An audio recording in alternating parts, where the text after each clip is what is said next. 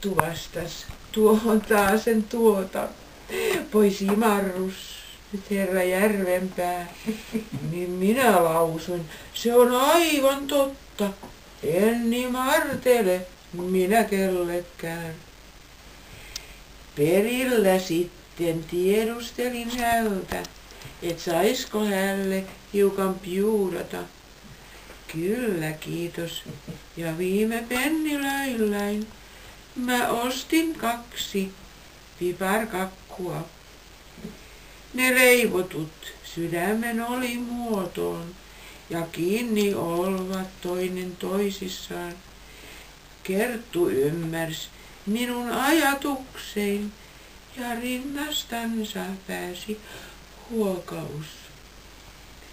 Illan suussa Kerttua huuilin, mä palatessain höyryvenheelle, kun tungoksessa hätähuudon kuulin, Kerttu veessä, paatin vieressä.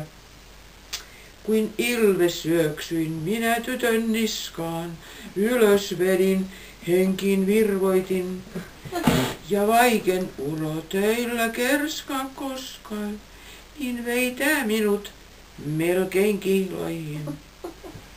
Mut onni konsaan, se ei kestä kauan, toiveet pettää, Kerttu petti mun.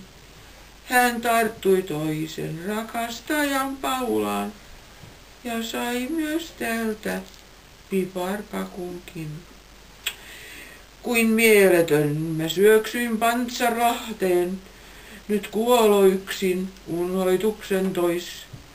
Mä riisuin kengät, käärin housun lahkeet, mut ves ol kylmää. Mä käännyin pois.